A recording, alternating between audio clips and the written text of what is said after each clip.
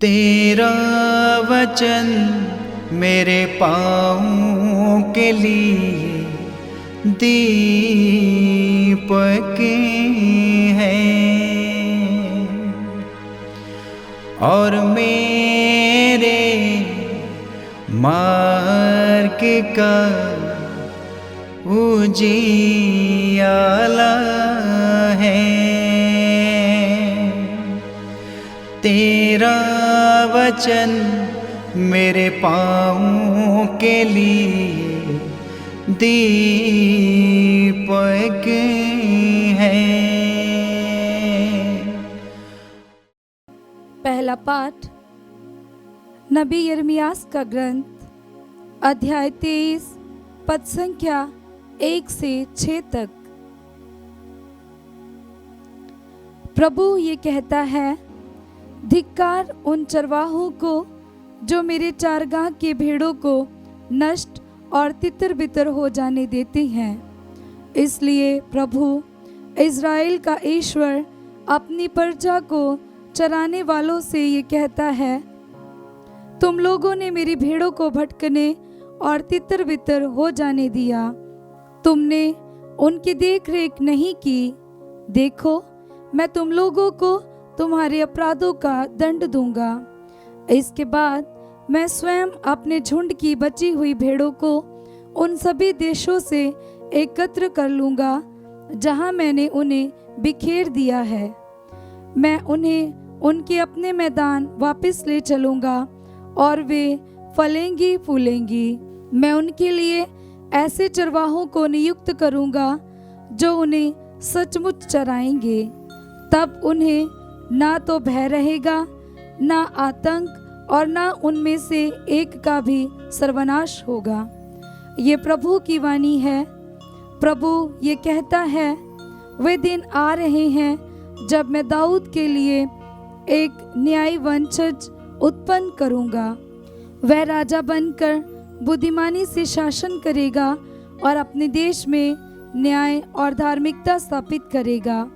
उसके राज्यकाल में यहूदा का उद्धार होगा और इज़राइल सुरक्षित रहेगा, और उसका ये नाम रखा जाएगा, प्रभु ही हमारी धार्मिकता है। ये प्रभु की वाणी है।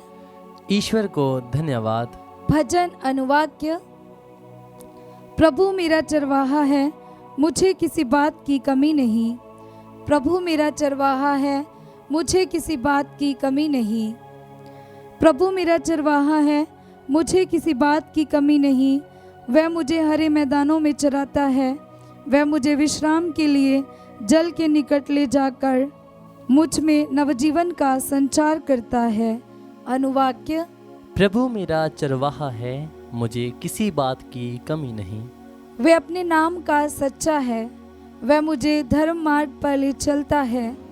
चाहे अंधेरी घाटी होकर जाना ही क्यों ना पड़े, मुझे किसी अनिष्ट की आशंका नहीं, क्योंकि तू मेरे साथ रहता है। तेरी लाठी, तेरे डंडे पर मुझे भरोसा है। अनुवाक्य। प्रभु मेरा चरवाहा है, मुझे किसी बात की कमी नहीं। तू मेरे शत्रुओं के देखते देखते मेरे लिए खाने की मेज सजाता है। तू मेरे सिर पर तेल का विलेपन करता है। तू मेरा प्याला लबालब भर देता है। अनुवाक्य। प्रभु मेरा चरवाहा है, मुझे किसी बात की कमी नहीं। इस प्रकार तेरी भलाई और तेरी कृपा से मैं जीवन भर घिरा रहता हूँ। प्रभु का मंदिर ही मेरा घर है। मैं उसमें अनंत काल तक निवास करूँगा। अनुवाक्य। प्रभु मेरा चरवाहा है, मुझे किसी बात की कमी नहीं। दूसरा पाठ एफेसियों के नाम संत पौलुस का पत्र अध्याय 2 पद संख्या 13 से 18 तक। वही हमारी शांति है, उन्होंने दोनों को एक कर दिया। आप लोग पहले दूर थे, किंतु यीशु मसीह से संयुक्त होकर आप अब मसीह के रक्त द्वारा निकट आ गए हैं, क्योंकि वो हमारी शांति है। उन्होंने यहूदियों और गैर यहूदियों को एक कर दिया है। दोनों में जो शत्रुता की दीवार थी, उसे उन्होंने गिरा दिया और अपनी मृत्यु द्वारा विधि निषेधों वाली संहिता को रद्द कर दिया। इस प्रकार उन्होंने यहूदियों तथा गैर यहूदियों को अपने से मिलाकर एक नई मानवता की सृष्टि की और शांति स्थापित की है। उन्होंने क्रूस द्वारा दोनों का एक ही शरीर में ईश्वर के साथ मेल कराया है और इस प्रकार शत्रुता को नष्ट कर दिया है। तब उन्होंने आकर दोनों को शांति का संदेश सुनाया।